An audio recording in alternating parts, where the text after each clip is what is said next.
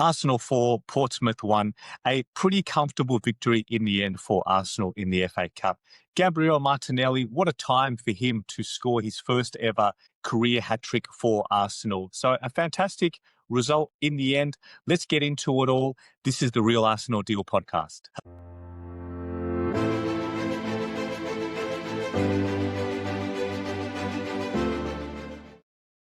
Hello and welcome back to the Real Arsenal Deal. Rav here, as always, your host. How is everyone today? Thank you so much, wherever you are in the world, for tuning in. So, Arsenal have comfortably defeated, in the end, Portsmouth 4-1. It wasn't the greatest start. Portsmouth scored out of nowhere, really. These matches are sometimes so difficult to talk about and assess because there's been 10 changes to the lineup, as we all expected. A heavy rotation was expected for this match, for the cup matches. And in fact, it probably would have been 11 changes. Gabriel was the only one who started against Liverpool a few days ago and started here more so out of no other option, really, because Hincapié is out with a hamstring injury. Calafiori is still absent. Mosquera is continuing his recovery. So just by sheer numbers, I mean, one of the senior centre-halves had to play.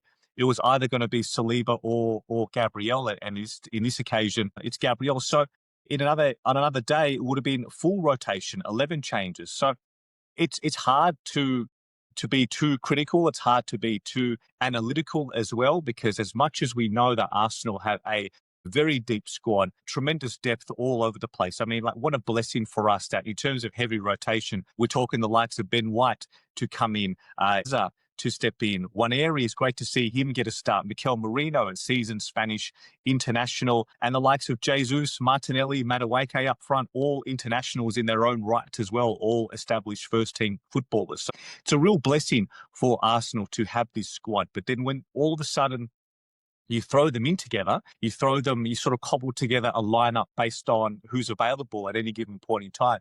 Can't be too critical. You can't be too, can't read too much into it at times. I know there's going to be questions asked about certain game states, and especially the opening few minutes. For me, though, I'm quite relaxed about it all. I mean, there's only so much you can really expect to be able to do and prepare on the training pitch. And like I've always said, nothing really prepares you for match simulation until a match itself. So I think that goes a long way to explaining just a disjointed and odd opening few minutes from Arsenal. And also must be said, it was pretty awful conditions as well, quite rainy, quite wet. And I know it's the same for both clubs, so I'm not trying to use that as any kind of excuse. It is nice to see Portsmouth as well. I remember them obviously from the early 2000s, and I know they had a lot of financial troubles since. Look, I've got nothing against Portsmouth. I've got nothing against many of these clubs. I have a bit of an affinity with Portsmouth because a gentleman who I used to work with in my senior banking career, he was a big Portsmouth fan. So going to big meetings or whatnot when we're traveling together in the car, he was always telling me about the local town, telling me about just, his family lineage, how he got into Portsmouth. So from that point of view, I've always had a bit of a fondness for them. It's nice to see them, climbing their way back up. But of course, it's also nice to see them come and go. And we did the job. We got the job done against them in the end. So 4-1, look, it probably should have been more. A few talking points I want to get to. I want to get to that Madueke penalty miss. It wasn't great. I've got to be honest, it wasn't great, but I'll talk more about lineup performances first before we get to a few talking points, because the major thing to really discuss here is Gabriel Martinelli. He's had a difficult few days, as I'm sure everyone is aware. When I recorded my post-match instant reaction after the Liverpool game, it was literally, as I said at the time, just a few minutes after the final whistle. So much of the post-match coverage and whatnot that I'm just firstly, I don't really tune into that much stuff anyway, because I just know how skewed some of the narratives are, especially when it comes to Arsenal.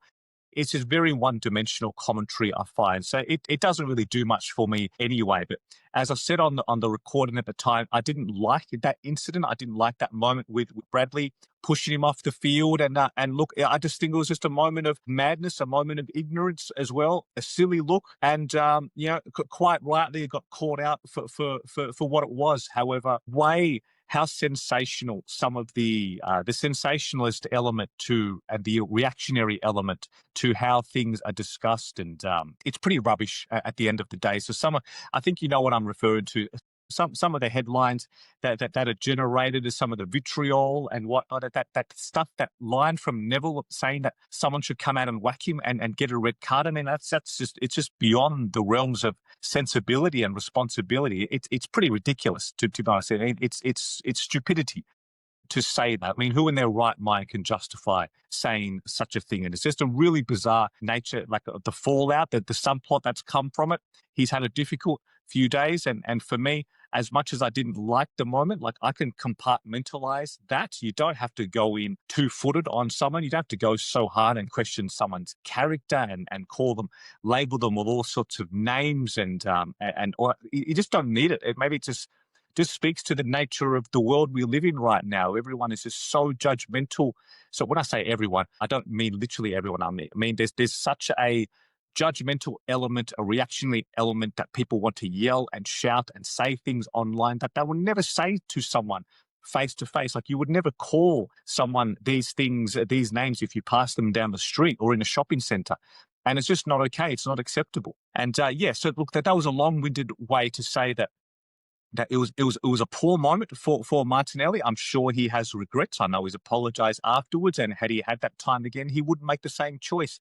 And for me, that's kind of where it starts and ends. We're all human at the end of the day. We all make mistakes. But fast forward a couple of days, he gets a start here, and just fantastic to see him respond in that manner, respond on the pitch. Like he does his talking that way. He's always been a fairly quiet, humble style of character anyway, Martinelli. I don't really associate him with that streak or that violent nature that he's otherwise been labelled with. It was just a moment of frustration in the heat of the battle, and it is what it is. But look, I think I've said enough about that topic. Let's get back to this particular game. So he scored 3 goals. He should have had a 4th as well. He would be kicking himself.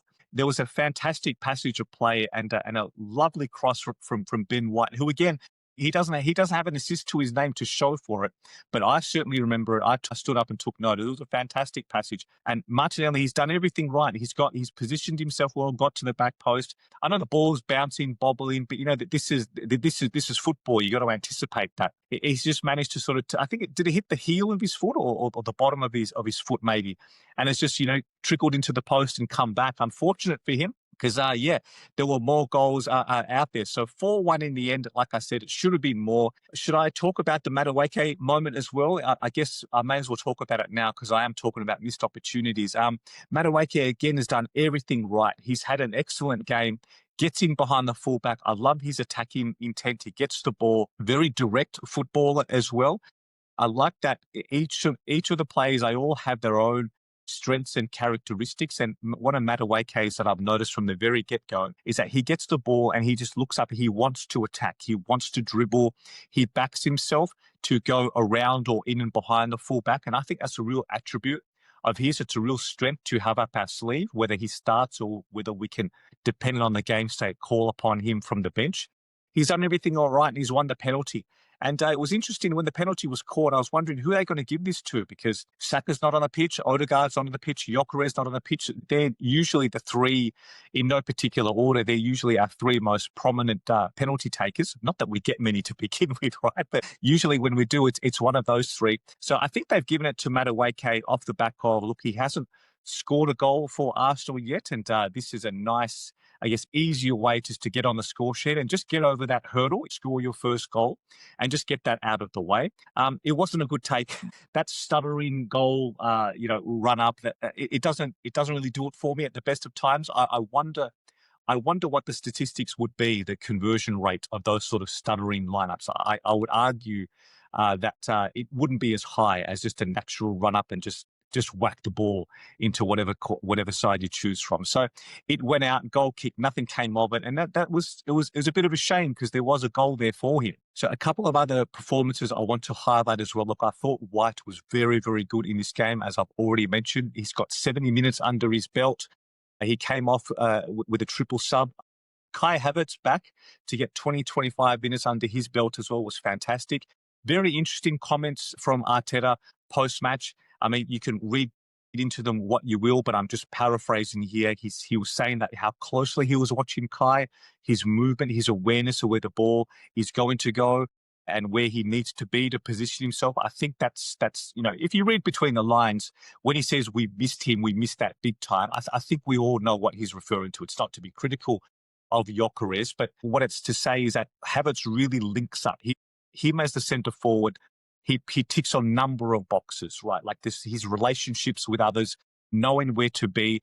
It's a real strength to have him back. And what I'm hoping is that we manage his load, manage him back, because I'm looking at that run in. I'm looking at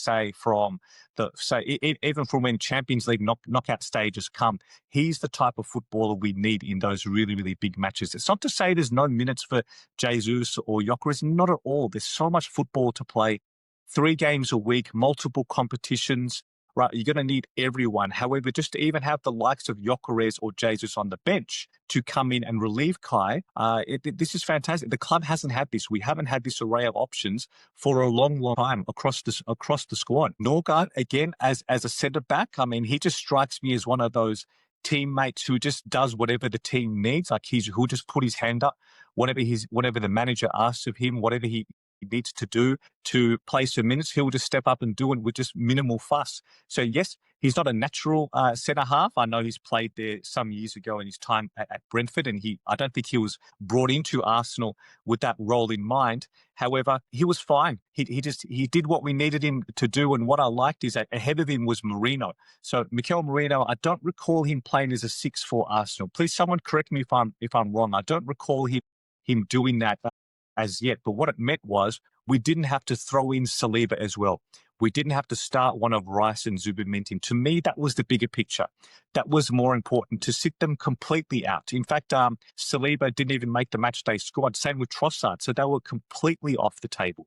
That was great to see. We had Gyökeres, Zubimendi and Rice, Saka on the bench as unutilized substitutes. This is excellent. This is exactly what we've been wanting to be able to do, to progress through the matches like this, to navigate them through, still come out comfortable victors, but not needing your key starters, because we've got, as I continually say, as everyone knows, January and February the schedule is just bonkers. When we're back in action in 3 days' time against Chelsea in the League Cup semi-final, and I've got a few worries about that. You saw how much they were up for it, and they tried to basically kick Arsenal off the park, and now they get to do it over 2 legs. So we've got the capacity, the space for minutes for a host of players, and it's great to sit out a number of them completely from this match and still go through. Ethan, one area I thought looked very sharp, again, similar to Madueke. He has that directness about it, that attacking instincts. He looked fine to me. Nice dynamic on that right-hand side with White, Madueke, Waneri.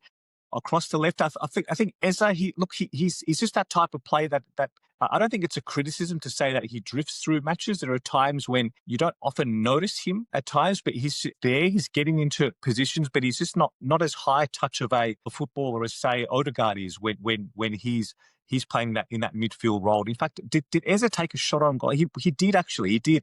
That was quite late on. Like when he one of the strengths of Eza, and I really saw it on display. I took notice against Newcastle many months ago in the season how many shots he takes at the front of the box in that central area, and he took one today, but that was quite late in the match. So look, otherwise he was fine. Played the full match. He needs the minutes too, because there's going to be plenty to share with him. Jesus, it didn't quite come off for him today. Him and Martinelli have an excellent relationship. Obviously, they have a lot of history together at Arsenal and for Brazil, of course. They were otherwise fine. Madueke, I've mentioned. So I guess the only overall thing I can say, all things being equal, is that it was just job done. Job done with pretty minimal fuss. And yeah, we've come out of this with no new injuries. We've got players back into the framework, such as Havertz. So in that regard, it's a big tick from me. I haven't mentioned this as yet, but look, the opening goal, I think when they would look back on it too, not only was there a bit too much space for Portsmouth to operate in, but Kepa, I think he's going to be disappointed in himself, because that shot, he really should tuck away to the side. I mean, sometimes it's these little 1% differences between a good goalkeeper, which Kepa certainly is, and a great elite goalkeeper, such as Raya, because you don't want to just block that ball and goes back into the danger area, into that red zone, that hot spot, because it's there for a tap in, and that's essentially what happened here. is that the difference is that if you can't catch the ball, just tip it over the side, over the crossbar, or just let it go out for a corner. And I think that was the regret here from an Arsenal point of view and from Kepa's point of view, that he really should have palmed that ball away just to knock it out for a corner. Speaking of corners, it was great to score off two of them, and it wasn't who you thought. I mean, Gabriel was on the pitch and he was looming large, and geez, they were all over him, weren't they? I know there's no VAR on this one, but a couple of times there's arms all around Gabriel. His shirt's been clearly visibly tugged and pulled back. If he'd gone down and they go to a replay, it looks pretty clear cut to me. But Martinelli's got two very smart headers. What I want to highlight as well is the quality of the corners from Madueke. I've really noticed that set piece delivery from him is improving lately. That's fantastic. He just puts it right in that danger area. Martinelli's taken them well. So that was his first and third goal, I believe. That's right. Our first came from a bit of a mad scramble from a corner again, but it's an own goal. They've tried to boot the ball away. Unlucky that it's gone from one defender into the calf of another and just gone in. Not much they could do about that. Martinelli's second was beautifully done as well. Like fantastic pass from Jesus. Fantastic cross. Martinelli in the right spot, and this time he connected, drifting towards that middle back post area. So all round, I think it's just a really important moment for Gabriel Martinelli to really, to answer in the face of some heavy criticism the last few days. And what was also quite refreshing for me, I don't know if this resonates with anyone else, but for me watching this match, it was just quite nice for just to have the temperature dialed down. I mean, there's such an intensity, such an anxiety, such a pressure cooker watching Arsenal in the Premier League at the moment, because we all know what is at stake. We all want this Premier League. I feel it. It is so palpable watching. I'm on edge sometimes, and that probably came out in the way I assessed and spoke about that Liverpool match, my frustration and my disappointment that there was an opportunity there that was largely squandered to go 8 points ahead. But overall, we're still in a fantastic position in the Premier League. We're in a position of real strength. The others have to chase us, and we've got players returning back into the fold. So it's just nice to have the temperature dialed down a little bit. That there's an up and down nature to a cup match anyway. It's a bit more of a basketball match, but I was otherwise relaxed. Not saying I wanted Arsenal to lose or anything, and I was still fairly confident of a victory overall, but it was just nice just to not have that real on edge feeling to it, that just every kick, every missed shot, it feels so visceral to me. And it was just really, even talking about it now, I'm much more calmer, much more casual, cavalier nature to discuss in the match because there wasn't as much at stake. So next up, we've got Chelsea in the League Cup, and then next weekend it's away to Forest, and that's just already, just even mentioning that, I know like just all of a sudden that pressure, it's going to dial right up because we definitely want to win that. I mean, Forest are there for the taking, and we've been on a tremendous run, of course, in the Premier League, but we want to maximise points now. We want to just create as much of a buffer and a gap on the others as possible and let them chase us. Like, let's continue to set the pace. So speaking of that Chelsea match, I imagine selection is largely informed by what we did here. I think Arteta is going to go full strength for that one. And look, as you should, whenever you reach a semi-final of any competition, I mean, just listen to the way the players talk about it, listen to the way they celebrated when we got over Crystal Palace a few weeks ago, listen to the way Arteta talks about these matches. You want to lift a trophy. I think they want a big day out, that they want to make a cup final at Wembley and have that experience. I mean, there's a thirst from Arsenal for trophies, and the next trophy on offer that's available is the League Cup, the EFL Cup. So I think we're going to go absolute full steam ahead for it. I'd imagine it's about as full strength as you could possibly get. Saka will be back for that. Zubimendi, Rice, Saliba, Timber, Raya, as many first team regulars as possible. We could probably name the 11. Marine, what do we do at centre forward? There's a decision to be made there. Should it be Gyökeres or perhaps Jesus? I wouldn't mind seeing. So look, there's a couple of selection options to be made, but naturally speaking, I just think the rest of the 11 is going to take care of itself. And Chelsea, there's something about them as well that they always want to peg down Arsenal.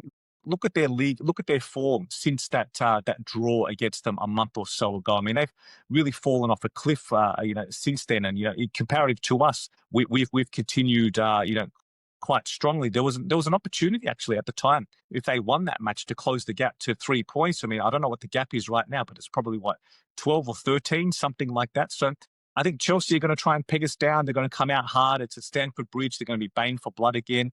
No matter how much chopping and changing there is at that club, right, I can just predict a pretty hostile atmosphere, and the players are going to try and kick us off the park as they usually do. Yes, so in a way, I'm just hoping that we can get the job done against them, of course. I'd love to put them back in their box again, but just to have no major injuries. I don't want anyone coming out with an injury to that. Hopefully we can get the job done whilst coming out unscathed. And before I sign off, I can't believe I have forgot to mention this, but what a moment for Marley Salmon, 16 years old, and he just looks so young and youthful. I mean, it's just such a lovely moment for him to come on and get took about 13, 14 minutes at the end there in the second half. Came on for Gabriel, but played it right back. Timber slotted into centre half. Just an enormous moment for him. I know he's featured in pre-season and whatnot, but just these sort of moments, like what it means to players, to their families, for their parents, their loved ones. I mean, just incredible, right? Just the amount of sacrifice and effort that's gone in. Like he's another Hale End boy.